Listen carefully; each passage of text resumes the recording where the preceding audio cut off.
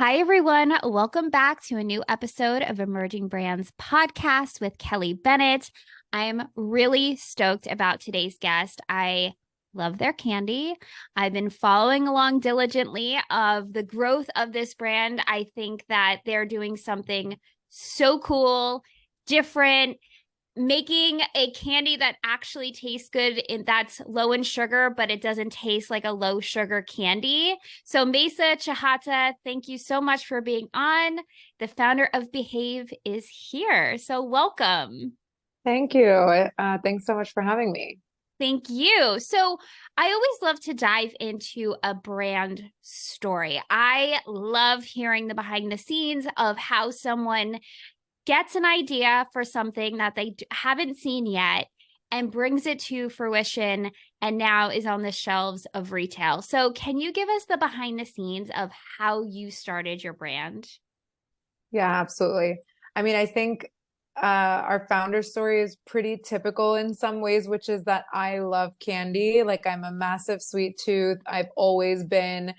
I'm like a child of the 90s, I'm like a junk Mm-hmm. food head. I love fast food, for better or for worse. So, I've always been someone who like lets myself indulge. I've tried all the different, diets and trends, but at the end of the day, like when I have my sweet tooth craving, if I'm at the movie theater or the airport, like I'm grabbing that bag of Sour Patch Kids or Twizzlers. Like I'm all about indulgence and allowing when it comes to food. And so with that said, I think as I was kind of getting through my 20s, I had worked in a couple of jobs that were just really demanding. I was working at Uber in a tech environment where office is just like full of snacks, like everyone's working till 9, 10 p.m. and then we're going out and entertaining clients. Like it was just, that really fast-paced environment. I think it really caught up to me health-wise. Then I left Uber to join a health food startup called Daily Harvest. And I was really early on the Oh, team there. And that was my first exposure to like the health food world. And again, I totally joined and was like, I don't really eat healthy. Like I don't really eat, I'm not getting a salad at lunch. Like I'm getting a burger or like a slice of pizza or something. But I'm really grateful for joining the company because it was really transformational just personally to get exposed to like eating cleaner foods, focusing on more whole foods, getting nutrition from the foods that you're eating. And as I was kind of starting to transform the way that I was eating, and, again, for me, it's never been about a diet or losing weight. It's just been about feeling better. Then I really started tapping into how crappy I felt when I would eat candy or when I would have those sugar binges. So that sort of piqued my interest to like, let me see if I can find a healthier candy. I was working at this health food startup. We were making these like great, delicious, healthy options. And we were doing, collaborations and working with a lot of other cool health food brands and startups. So I was like, oh, let me see what's available when it comes to candy. Like if I could find something that had less sugar, used more natural ingredients. And I think one day it just led me down the aisle of Whole Foods, the candy aisle. And I was really shocked to realize that there had been almost no innovation in the candy space. A lot of the brands that even a Whole Foods was carrying, maybe they skewed a little bit more natural, like maybe they were using honey or using organic cane sugar instead of refined processed sugar or high fructose corn syrup, but they were still full of sugar, super high sugar content. Actually, something a lot of people don't realize is that a lot of those organic candies actually have a higher sugar content than like Haribo or the drugstore candy. Yeah, really? so yes, some of those organic candies, I mean, it'll be 50 grams of sugar per serving, whereas like a drugstore candy would be maybe in the 20 to 30 grams sugar per serving range. And Wow. it's so crazy because a lot of that organic candy is really being marketed towards kids, and you're actually giving your kids almost double the sugar content as if you just gave them like the candy off the shelf of the drugstore. Obviously, it's coming from an organic source, organic cane sugar, much less processed than something like a high fructose corn syrup. But this is just what I sort of got exposed to as I started digging into this industry and really just looking for a product as a customer. And then the other side of the coin was there were a few sugar-free candies out there, but those were all made with typically aspartame, or there were a few that were Mm. using sugar alcohols like maltitol and erythritol. Sorry, I'm just going to take my earrings out because I think they're clanking on my microphone. Um, and so, try like what I was really interested in as a consumer was a product that would be low in sugar, but not use any artificial sweeteners and really not use any artificial ingredients in general. And that was the trend that I was seeing with our customers at Daily Harvest. People wanted less processed foods, more natural ingredients. They wanted to be able to understand the ingredients on the ingredient panel of the foods that they were eating, but then they were also paying attention to the fact that sugar has, major negative detrimental health impact and like let alone the long-term impact just in your day-to-day. That was really what led me on this journey, was just I would feel bad. Like I would feel Mm. sick. I would get the stomach ache. I would get the brain fog, not be able to work and be productive for the rest of the workday when I would kind of, maybe grab a bag of candy with my lunch or, as an afternoon snack. So this was sort of what brought me to the insight that like there is something missing in the candy category. And that ultimately it just stuck with me. Like I was really first and foremost curious as a customer. I wanted to find something that I could buy and enjoy. And then my business hat sort of came on and I was like, this is really interesting. And the more I dug into it, I realized candy is this massive market. Almost everybody eats candy. The data is that 97% of adults have purchased candy in the last 3 months. Oh, The candy per capita is insane. It's 20 pounds of candy sold per capita in the United States in a year. that's a So lot of candy. exactly. And so, yeah, I just really saw this, I felt there was a need again as a consumer, and then I saw an opportunity from a business perspective as well. And I think just tracing this back more from like a mission perspective, like I really do believe that, our food system, particularly in the US, but truly globally, is very broken. Everything is incentivized towards driving like addictions and bad habits with food. And sugar is one of the main culprits. Sugar is addictive. Sugar drives a dopamine response in our brains, and we are getting kids addicted to sugar from such a young age, especially through products like candy, and this high fructose corn syrup sort of monster that I would say we've created in the United States, that it almost becomes this endless cycle. And this is how I felt like as an adult. I was like, I am addicted. I can't even say Mm. no. If the candy is in front of me, I can't say no. And I'll add to it as well, my father's diabetic, and just also understanding like the growth of the diabetes epidemic in the country, how much it's impacting children as well. And just watching my dad grow up. Like I remember watching him as a kid. My dad loves candy, also has a sweet tooth. And he would allow himself like one tiny fun sized piece of candy every week on the weekend. And I just was like, why doesn't something exist out there where my dad can have like a full bag of candy like a few times a week? So that's been really important for us as well. I will add is that we are a product that can service a lot of different health groups, including diabetics. And that's not true actually for a lot of the low sugar candy on the market, but it's been a core brand value for us. That's incredible of how you connect the dots also from your background, your passion, and then to be able to see your dad have candy and Yeah, have a bag of candy. It sounds so totally. simple, but when someone has a health concern and they really can't indulge, but you've really created something that he can. What a cool Yeah. moment too. Yeah, I love totally. that.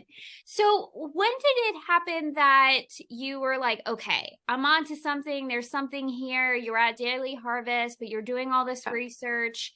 When did you say, I'm gonna go for this. I'm gonna turn this into a business. I'm gonna turn this into a brand.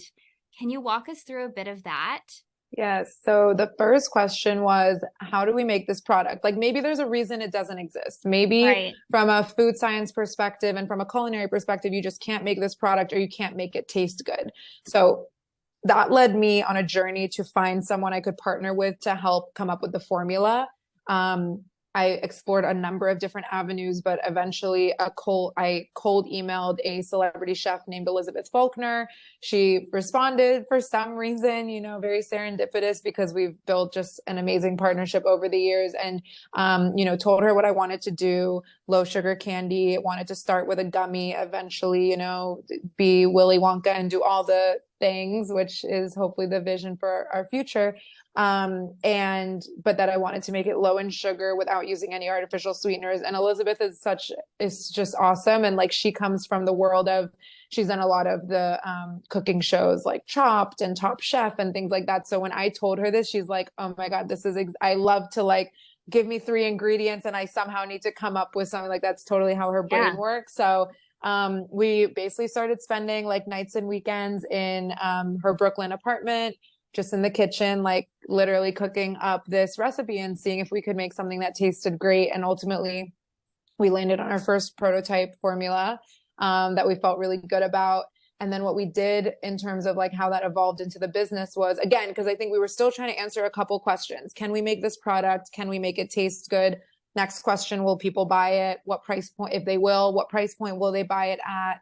What kind of branding should we, build this world around? So once we had the prototype formula, what we did was we put it on the shelf in a store in New York City. We put it on the shelf in one store. And I remember we had spent an entire weekend, because we were hand making the candy at this point. We made as much as we could. I think it was about like 150 bags. And we gave it to the store on a Friday, and they called us on Sunday and we're like, we're going to sell through it. So that was also, and they said, this is the #1 selling product in the store in just one weekend. So that was a really big indicator for us that like we were onto something. And that was ultimately what drove me to quit my job and then see if we could build this business. So you quit your job also and went all in. I went all in. I mean, basically, again, like it was probably about a year behind the scenes of like working with Elizabeth. I worked with a designer just to like create that first packaging and the first, just not even a V1. It was like V0, basically just something that we could put on the shelf, and just validate the concept. We were doing a lot of testing with customers. We were giving samples to everyone we knew, getting their feedback. That was sort of like, I would say, about 9 months of a process. Then the last for me, at least personally, just like, is this gonna work, was seeing it flying off the shelves of that store. And that was ultimately what gave me the confidence. I had saved up money, I put in my notice at my job, and then I immediately went and started meeting with investors to raise the money that we would need to get the business off the ground.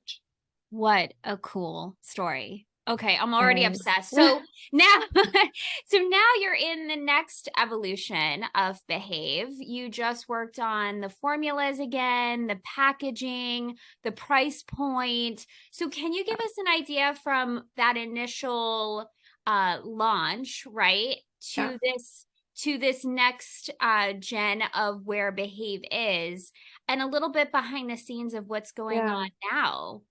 Yeah.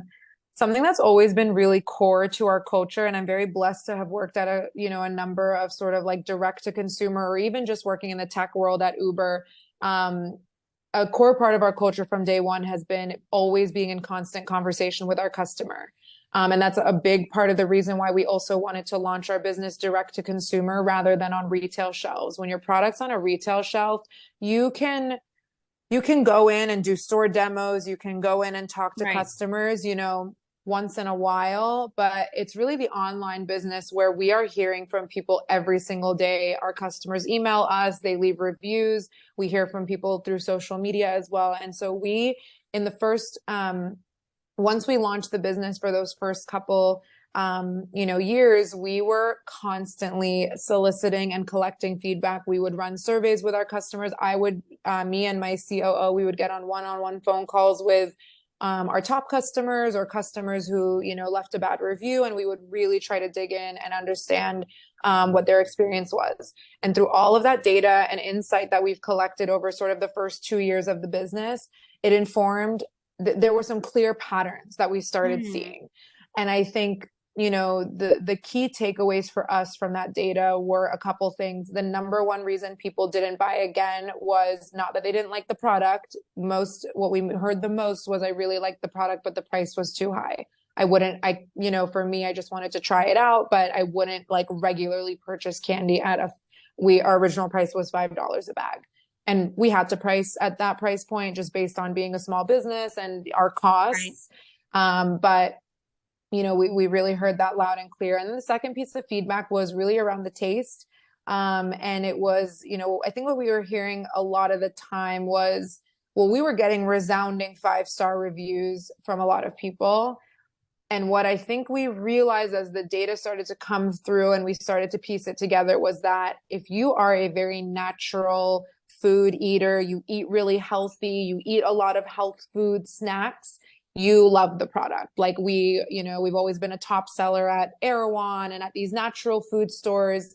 But then I think as our business started to grow, especially we really saw this when we hit Amazon and we started reaching a more mass audience and people who just eat more conventionally. That is when we started really getting a lot of feedback that said like, hey, I really can taste the sweetener on this, or, it has this sort of like health food quality to it that, that's maybe one of the reasons that why I haven't come back.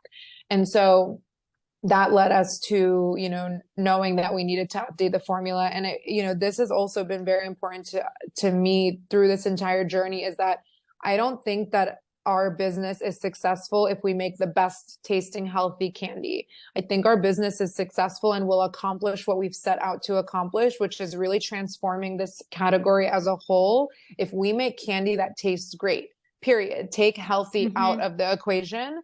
And, we were really blessed. We worked with not only Elizabeth, our celebrity chef partner, but we brought in this incredible woman who has a PhD in confectionery science. Confectionery just means candy. She literally is a candy scientist. Wow. And we brought her in on this project to reformulate and to say, how do we maintain this nutrition panel? We wanted to still remain under 3 grams of sugar per bag. How do we also remain diabetic friendly? That's a really big challenge and something a lot of people don't fully understand. Just because something is low sugar, you could have 2, 3, 4 grams of sugar in the serving. It could still spike your blood sugar, which ultimately will be dangerous to diabetics. It will also not be PCOS friendly. A lot of women with PCOS come to us as a low sugar product. It will also not be keto friendly if you're on a keto diet. So we wanted to always still check the box because we knew so many of our most avid customers are coming to us because of health concerns, and they are monitoring their blood sugar, and they do need a product that is still going to service them. And we also knew this is a gap in the category. Some of the biggest low sugar candy players do not meet this need for that group of customers. So we really wanted to fill that void. And yeah, that was the challenge at hand, was how do we still maintain all these really important core values of our product, not use any artificial ingredients, but make it taste even better than, I think our first formula was still great. I think it was a really good, like, first shot. How do we make it taste even better? And I think I miraculously were able to accomplish it. I mean, I'll be completely honest, like there were days where I didn't know if it was going to happen. And I was very clear when we went into this pivot of, trying to bring our price down and make the product taste better, that if we couldn't accomplish this, we would not be meeting our mission to our customers. And we may need to make that call that it doesn't make sense to continue. Because again, the objective of the business is not to be a niche product for a very small group of very healthy eaters. We love we love that customer. That's a core part of our community for sure. But our vision here is, again, like I said, to really transform this category and to make a positive impact on our food system and the way we eat food, the way we feed our children, the way we think about sugar. And we knew we had to get the product tasting as good as candy, a clear alternative to the sugar candy that you might grab at the drugstore. So yeah, again, there were days where I didn't know if we'd be able to make it happen. And, I'll still remember the day we got those final samples back and we were like, I don't know if I can curse, but holy crap. Sure. Yeah. Holy shit. Like this tastes so good. And that's when I felt like we were really ready to, come back into the market. And then ultimately, as you know, we relaunched just 2 weeks ago. the response has been incredible from both our customers and our retail partners. And now I think we're really set up with the lower price point. We're now $349, and we have plans, you know, as our business scales to hopefully bring that down even further. And then with this product that just tastes, again, like, you know, the other day someone had brought some Sour Patch Kids over to my house, and I was like, I don't want them. I truly would pick the Behave over even like a Sour Patch Kid at this point. And I'm a true sugar addict. And so, you know, that was really indicative for me that we're like now on the right track. Amazing. So incredible. I've been following along, and even with the rebrand, and also you changed the packaging. So Yes. now the product is on the front of it too, Yes. which I thought was really clever, and it makes sense. And it just visually connects the dots of, okay, Yeah. these are little stars, these are little Yeah. gummies, right? So I would love to hear what was a little bit, just quickly, behind the scenes of the packaging Yeah. restyling. Yeah, absolutely. So the two pieces of like repetitive feedback that I mentioned were really coming from the customer, the price and the taste. What we were hearing from our retail partners, from the retail buyers that we work with, was this product would move. We already were selling really well in most of our retailers. And what we kept hearing was also from them, price. Retailers always want your price lower, so, you know, Right. a bigger audience can buy it. And then packaging. They were telling us our original packaging was sort of this like super minimalist. It almost had this like, we always, you know, and I think the strategy was right in the beginning. We almost had this like fashion-esque type of vibe to the packaging. It was like totally minimalist, text only, very clean. Yep. And, you know, what we kept hearing from them is people don't know what's in it. Like, people don't read on pack. People are just walking by. When someone's walking by, you need an image of the candy to like capture their attention. And I think, you know, we built our brand with an amazing agency called Gander. We went back to them for this packaging redesign. And I think we did an amazing job of still maintaining that really minimalist, like kind of chic vibe that does stand out in the aisle. You know, we always wanted to avoid coming off like, I think most of what's in the candy aisle is so kid forward. And it's like everything is selling to the kid. Again, like it's a toxic sort of food system that we live in. Like, brands are really trying to capture a child's attention to sell them high fructose corn syrup and to drive that addiction. For us, we've always felt we want to sell Behave to adults. We want to sell Behave to parents who love it so much and see the value of it, and they feed it to their kids. But we don't market and speak directly to a child as a food brand. And so we wanted that to come through with the packaging as well. We kind of stay away from like animated characters or just something that would feel really you know, kid forward. We kind of wanted to keep that elevated vibe that does still stand out when you look at kind of the full shelf. And I definitely got that impression. I found your candy first at Pop-Up Grocer, and I thought it was such a chic package for candy. And then I ate the candy and I was like, holy shit, this is really good. Yeah. This is really good candy. Yeah, no, absolutely. I'm a genuine fan. So I would love to know now, where can people shop Behave? Yeah, absolutely. So you can shop Behave on our website. We're eatbehave.com. We will be live on Amazon in about, you know, I'm gonna say a week, maybe 2 weeks. So maybe by the time this has aired, I was going to say it will be on Amazon then. We'll be live on Amazon for sure. And we're in retailers. We have a store finder on our website as well. Awesome. What is one last piece of advice you would give a founder who's just on that cusp, probably within that, after 6 months of testing, and they're like, okay, do I really go for this full on? Do I quit the job? You know, that place that you were at, which is so exciting too, but scary as hell. What would be that piece of advice? Yeah, the jumping off the cliff. I think for me, and this is sort of what I got when we got that feedback from the store of like, this is the best-selling product. We sold through hundreds of units in one weekend. Get that point of validation that is going to give you conviction in what you're doing. I think at the end of the day, you know, a lot of us look a lot of us are kind of waiting for someone to tell us that it's time to go or that this is going to work. And the reality with business is that we don't know. Like, I still don't know. Mm. You know, I think we're on a great path, but you really never know. And when I left my job, I certainly didn't know. But for me, what, you know, having validated the product on a shelf was that gave me that conviction to then move forward with confidence where I wasn't so anxious. I wasn't so looking for someone to tell me it was going to work out. I was like, this is going to work. And I think, you know, the things I would really recommend to people is get as much user feedback as you can if you're doing a product-based business. Frankly, I wish we had gotten more.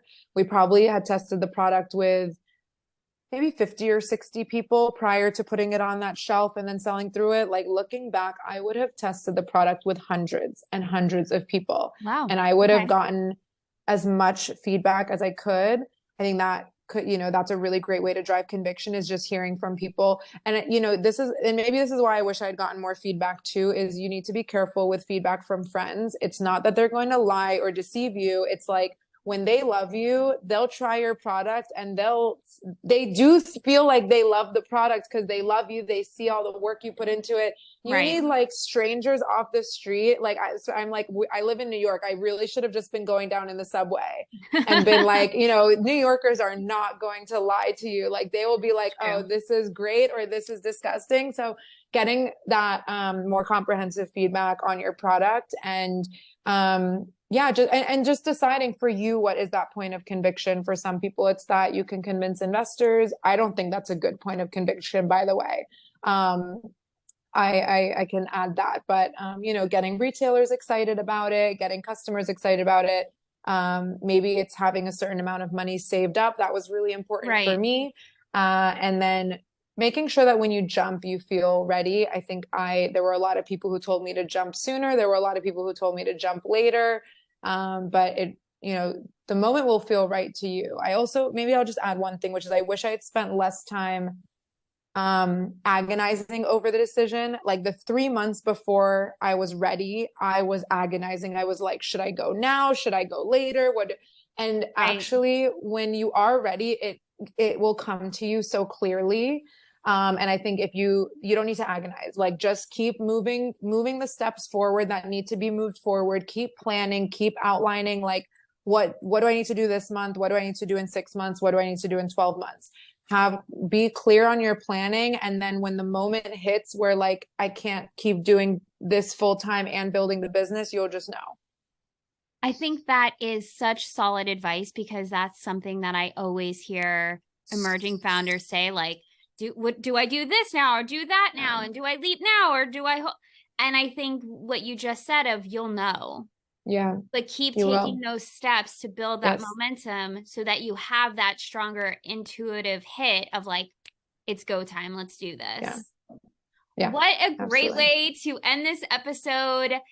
Thank you so much. Yeah, And of thank course. you for sharing your insights and how you built the business and also creating a great product.